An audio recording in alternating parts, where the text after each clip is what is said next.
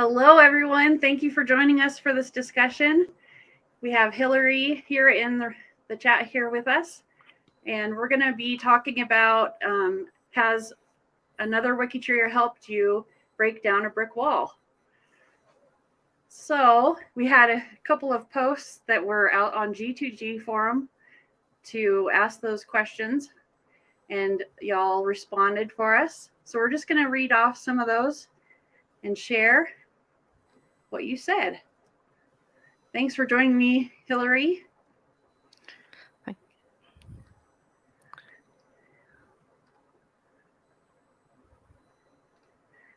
we go. Oh, yeah, okay.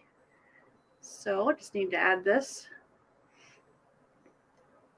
So Mindy Silva shared that she had one that was broken several years ago.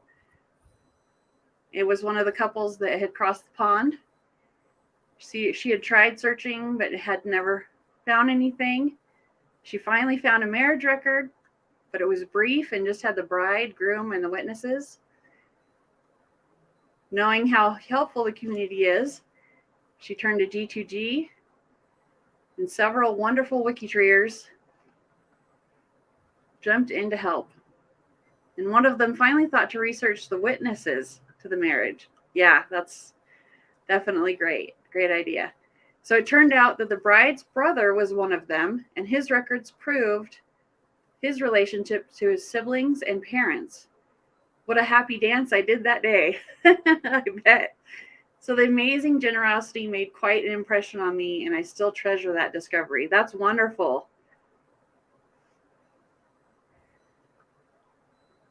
And Eric's sharing, I've broken down several brick walls recently. I would be happy to join a panel discussion group. Okay. So then we had, Margaret Ellison. She had one. She found her 2 times great-grandfather's siblings and parents.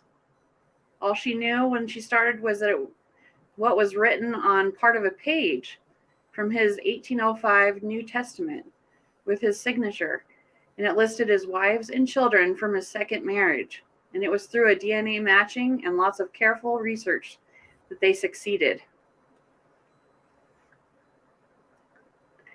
And it looks like there's a great post by Ann Young out on her blog. If somebody wants to go check that out and read further more about it, but how she did that, breaking down that brick wall, was through a combination of revisiting documents and DNA confirmation. And there is another example by Jessica Key, and she has done a G2G post about how she did that, in-depth write-up,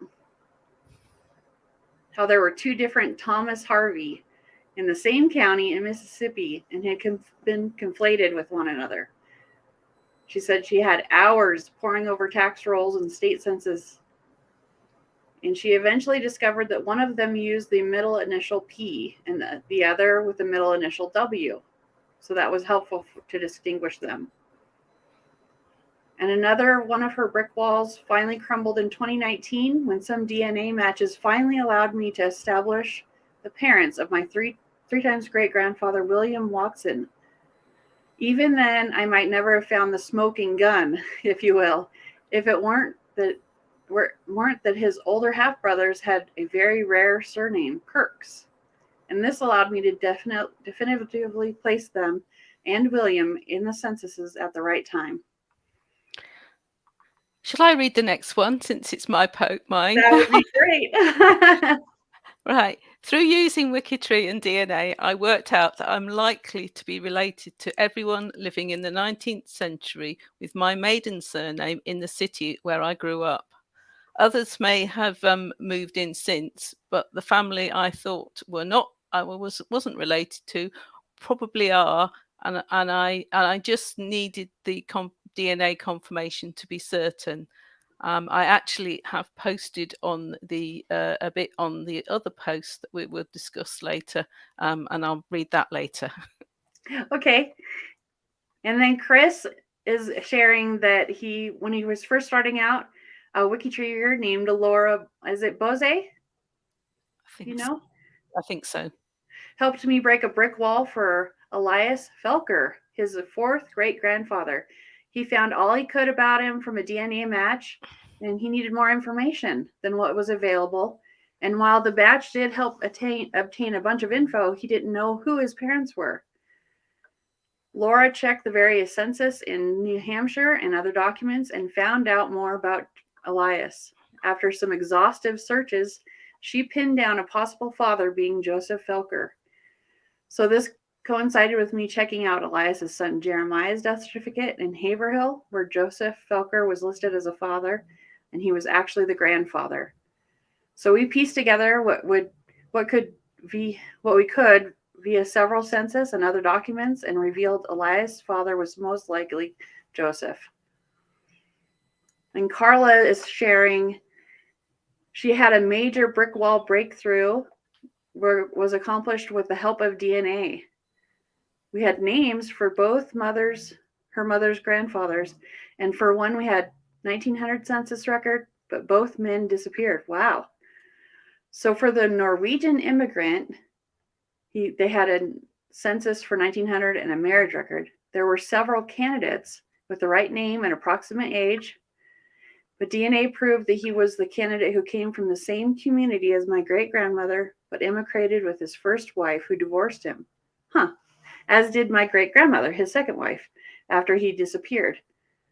We'd now like to find out where he went. For the other, who was briefly around in 1890, we had a name in the family Bible, which later proved to be close, but not quite correct. Alan Morey for Albert Morey. Okay, so for a while, it looked like we had it nailed down to a married Alan Morey living not possibly farther west. No, not impossibly farther west, but DNA was not providing any links to him, or to the best of our knowledge, to anyone else. After some years, Albert's relatives began to do a little DNA testing, and we were eventually able to determine that he was the son of German immigrants, which explained why my mother had one fairly close German DNA match, previously assumed to be on her Norwegian side. Through his family, we learned that he moved to Texas and changed his name to Fuller. Interesting. The next brick wall we hope to solve through DNA would be the parentage of Hubner, great-great-grandfather, who first appears in the records, already married. All right, so Sherry is sharing that she, just by putting a profile on WikiTree and waiting a bit, broke down a brick wall in my husband's family for me. In the 1930 census, my father-in-law and his first wife had a son who we knew, and a daughter, Doris, who my husband and his brother, in their 60s and sons of the second wife, said they knew nothing about. The first wife died of cancer in 1932, and I had a death certificate that said pregnancy was a contributing factor. I made a profile for her and told the story of the missing Doris and her possible sibling, thinking perhaps that they had died. About a year later, I got an email from the son of the missing sibling introducing himself and sharing a bit of the story. His father had passed, but Doris was still alive. Wow! They had been adopted, and apparently it was not spoken of in my husband's family because the father had promised to not get involved with the adopted children. I have corresponded with Doris this year and added a profile for her deceased brother, making the connection and information about the adoptive family available here on WikiTree.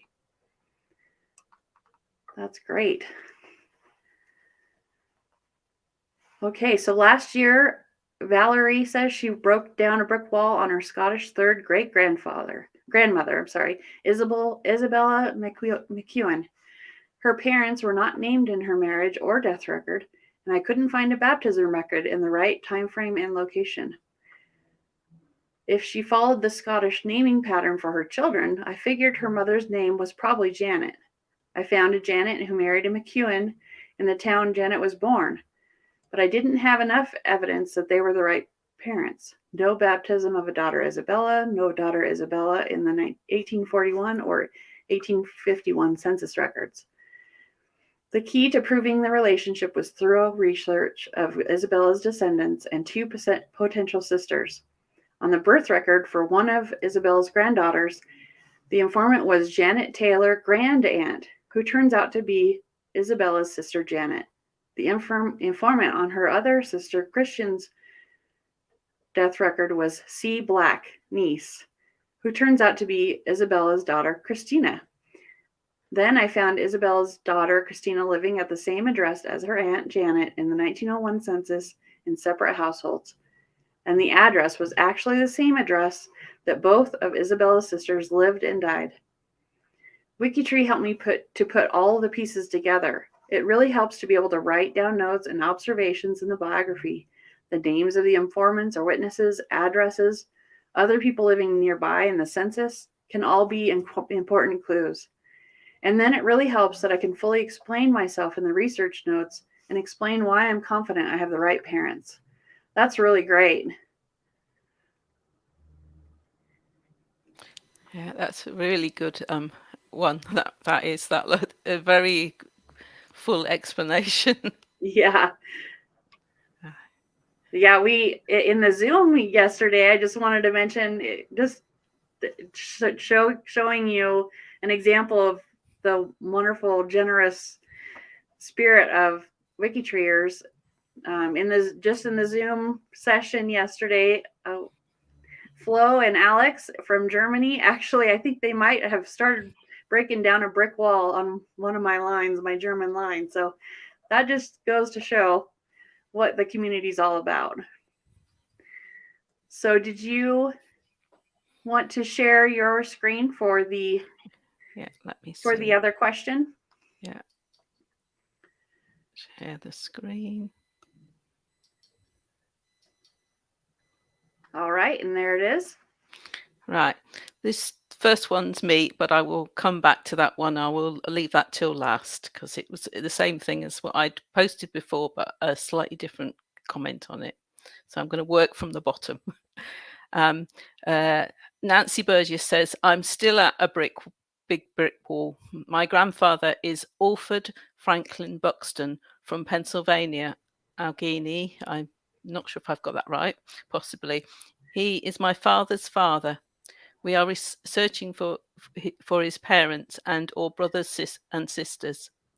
My cousin, twice removed, Dean Buxton, has taken the male DNA with no new results found. If someone could guide me in the right direction, would appreciate it. We are just not sure how to break down this wall.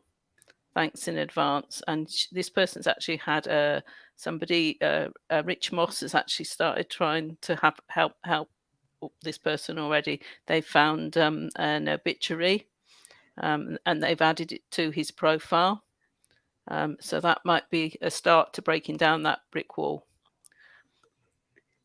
Steve Greenwood said, yes, in just the last 2 years, both my 10th cousin, Oliver Stegan, and Florian Straub have either broken down a wall or acquired the information to advance knowledge.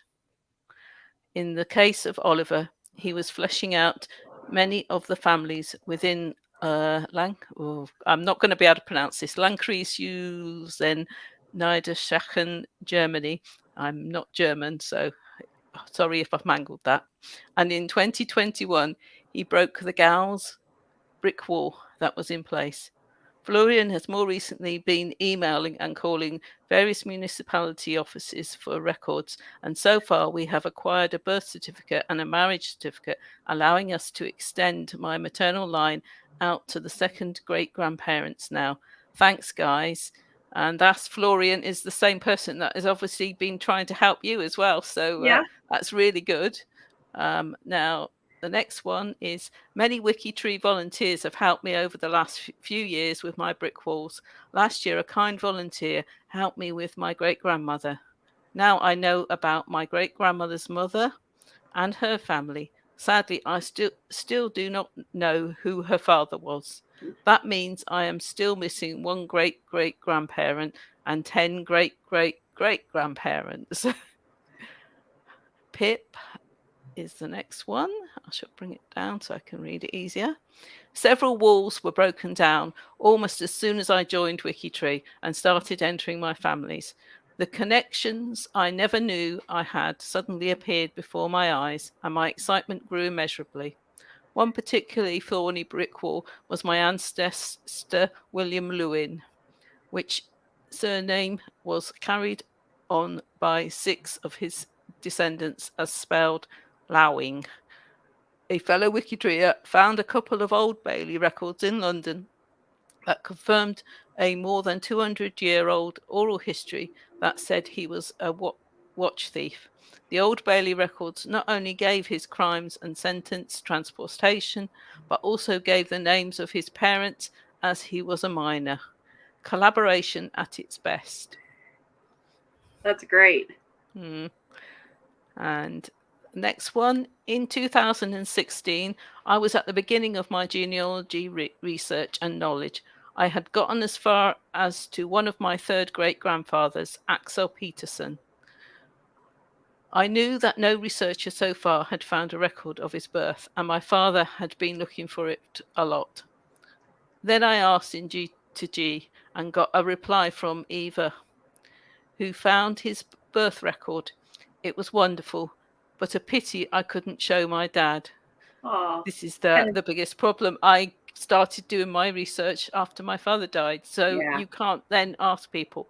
His sister was very knowledgeable and gave me a lot of information on my family, or otherwise I probably wouldn't have known about some things, which because there's actually things I know about which are wrong in the records because the record that what they told them in the records isn't correct.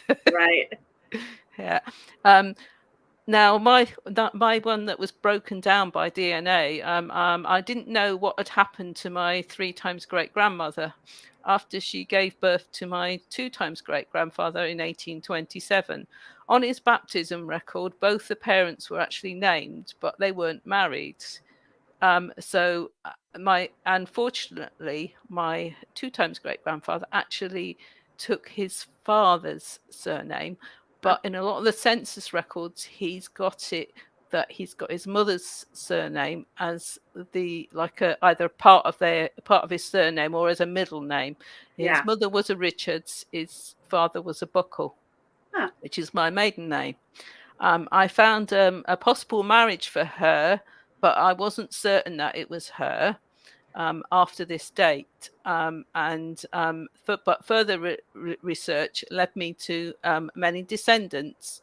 Wow. And one of them was actually on WikiTree and had DNA tested. And we both had uploaded our DNA to GEDmatch, even though we'd tested with different companies, and we had a match. That's like so exciting. So that really just pretty much confirmed to me. And I have got family that I want to get DNA tested to try and help prove that I've worked out who the 3 times great grandmother was, but I'd love to know whether the father of who wasn't married to her was actually the person I suspect it is. That's awesome. Yeah. Yeah, one of my brick walls that got broken at WikiTree was, let me just bring this up here. I was really excited. I didn't know a lot about him, just some clues from a history. Let me share my screen here. All we had for his parents, this gentleman right here, and actually when I had added him to WikiTree, I had him as Moses, because that's all the records that we had for him was Moses. But I found just a little clue on Family Search, and then I did a search in WikiTree, and his father actually already had a profile that somebody had created, and it just wow, once I connected this, the lines just exploded out. It was very exciting. And that's when I found out um, the Sheila Beardsley, she helped me really work on this profile a lot. And I learned so much more about him. And the fact that his name was actually, I don't know how to pronounce that first name, but he was known as Moses. But this is actually his birth name, first names. So it was so exciting to get that, and then I learned really at that point I really learned about the collaborative nature of WikiTree even more, and that the generous spirit basically of everybody. Oh, I didn't show the screen. Sorry, I didn't add it to the stream there for you. So his first name was, is it Moise, or I don't know how to pronounce that.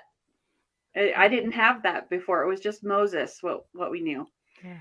And so Sheila Beardsley, like I said, she really helped me. And you can see here, there was a baptismal record for him. So that was just very exciting to me.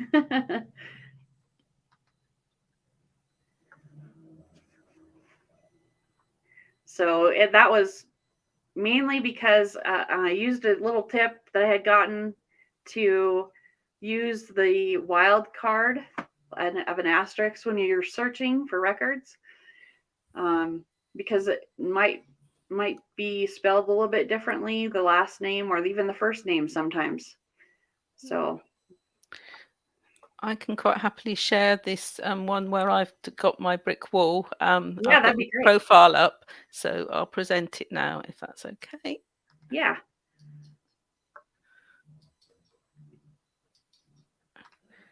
Because this one is quite an interesting one actually, because I was looking at Louisa, and I found some interesting records in the record office for her. Ages ago, I've got what we call a settlement examination for her.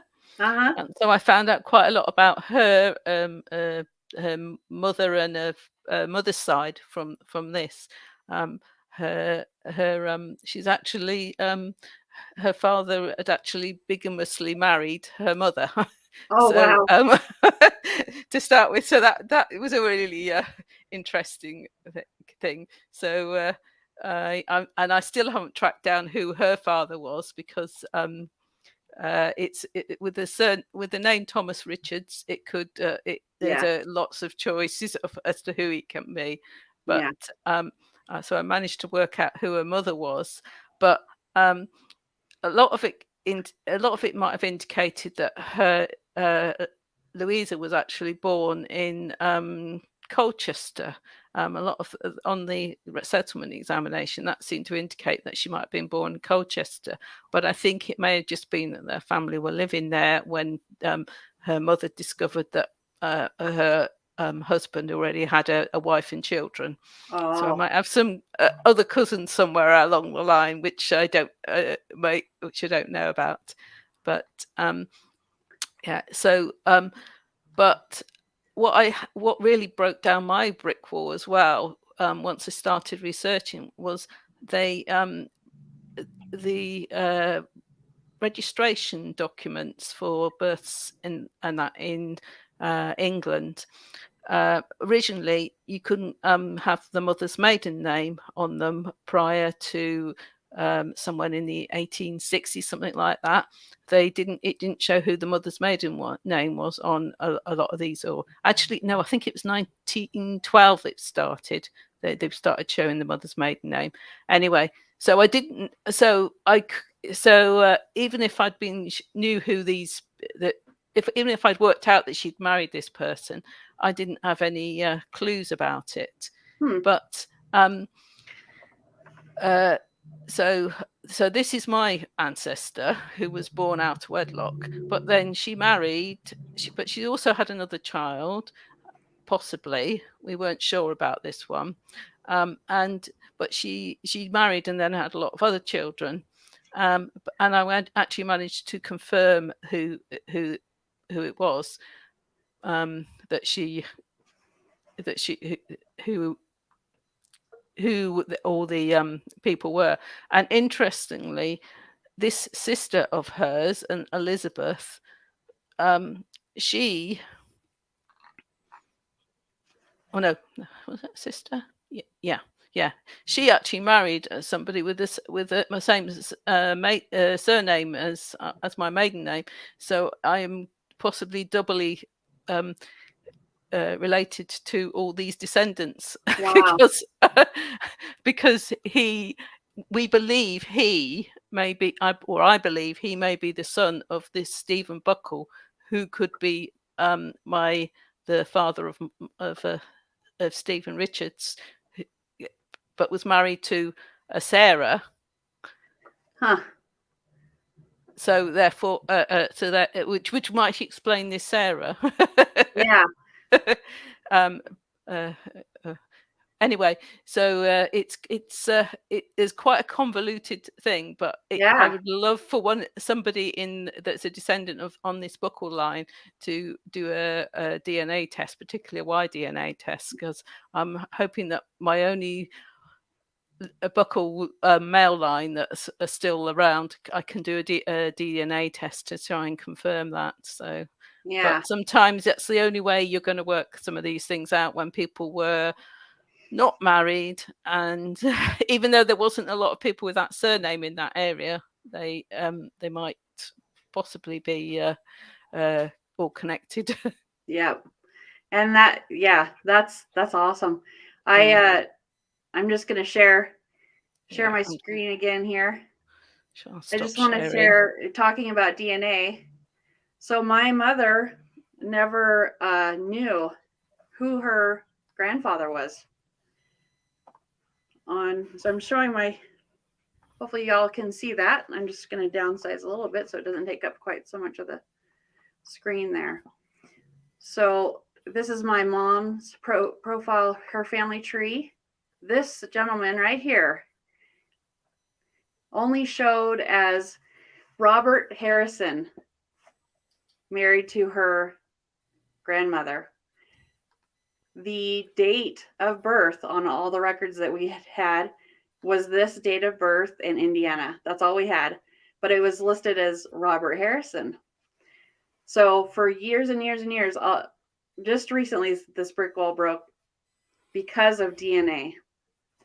So she's 85. So that's how long this brick wall has been in place.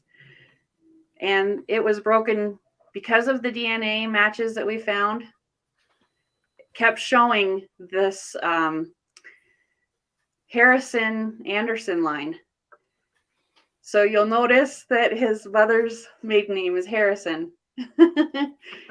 So that's what he did, is he took his mother's maiden name for a period of time sometime after 1900. And then he married my great grandmother, Amanda Jones, and they had 3 girls. And then he married another lady after my great grandparents were divorced. And he was a chicken farmer and a bootlegger. So there's a newspaper reports of him as such, and listing him as Robert Harrison. So for this period of time, he's Robert Harrison. Then we have he went back to George, his real name, in 1949.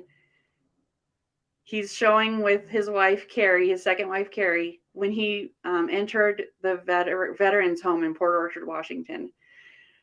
Wow. It was amazing that I found these records, these military records for this home, because it showed a lot more information on his death certificate. It showed his parents' names and it showed her name. So I was able to prove the relationships back. that he married this Carrie, and I had found the census records with her and him and Carrie. And so, anyway, that was a huge brick wall that broke, and that was mainly due to the DNA. It's interesting that you found information on death records, because in the UK, we don't get as much information on death records. You can get a death certificate for somebody, and it won't necessarily tell you who their parents were and that sort of thing. And only until very recently did they actually put on the marriage certificates the mother's name, the mother's maiden names and things. That's something that's changed probably within the last couple of years. They've had to add it on to the marriages now. Wow. So it can vary across the globe as to what information's available on some of the things. And just because you can find something on a bit of information on the certificate in one place, you may not find it somewhere else. So I find that the newspapers are a very good source. Yes. Certainly, I quite often fill out a bit more things from the British newspaper archive, because all my family are all English, but sometimes you can get information from newspapers that are not in your country, because they're quite often shared. I know certainly if you've got English ancestry, and somebody in the family's say moved to Australia, New Zealand, certainly in Australia you've got things like Trove, and then you've got Papers Past in New Zealand. They're always very good places to start looking for a bit more information. I found information I do on things, particularly with doing one name studies where you might be looking at somebody who's a bit more distant, very useful. Yes. So it looks like we have some questions in the chat here. And the first one I just want to share, looks like we might have a new person asking about what G2G is. And I've added that link to G2G into the comments. That's the link there, so you can get there. That's the Genealogist to Genealogist forum. That is where we communicate with other members in the community. Let's see here. Oh, Karen's got a good comment. I love it when I'm surprised by new Y-DNA and mtDNA testers on my ancestral lines, especially when it's a line where I don't have a close relative to test. Yes. Yeah. The older you get, the less chance you've got of having somebody that's older than you to test. And if you've only got sisters and you're female, then you could be running out of male. I'm lucky I have 4 brothers and 4 sisters, so looks like, oh, Tabitha, maybe another success on the Zoom session last night. She got help on one of her brick walls. That's really great.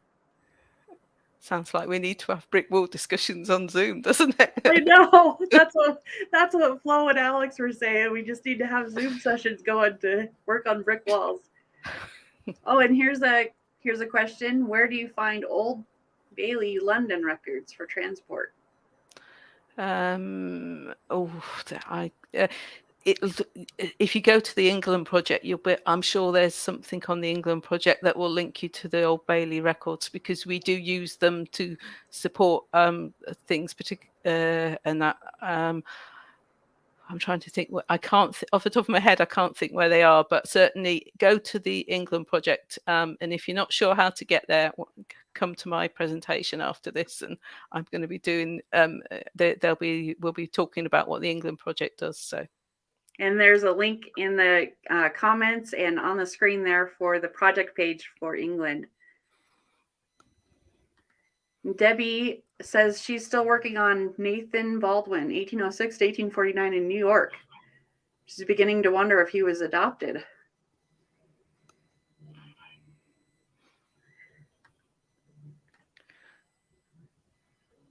It looks like we're getting some help for her in the in the comments. Yeah, That's great. That's what happens on WikiTree. Just ask a question and somebody's going to be right there to try to help you answer adoption's them. always difficult, adoption, because a lot of well, I know in England you didn't get official adoptions until quite late into the 20th century, but I don't know, and I know you get in other countries some of the records didn't exist even for births and things until quite late on, did they? So right, yeah. Well, this was really some really good information. Maybe we'll be able to get some Zoom sessions going for brick walls. We'll have to think about doing that. or Sounds maybe like it's a good idea. Yeah, or maybe it needs to be sort of brick walls, get people from particular projects that might be able to help with brick walls in a particular location. Yeah, That's what's probably need, so that you can get the people that know the area to help with the brick walls. yeah. Maybe like focus on one area a month or something. All right. Well, it's been great chatting with you, Hilary, and everybody in the chat. I think we'll go ahead and close out the session because Hilary has another presentation coming up soon. Thank you so much for joining us, everybody. We'll see you later.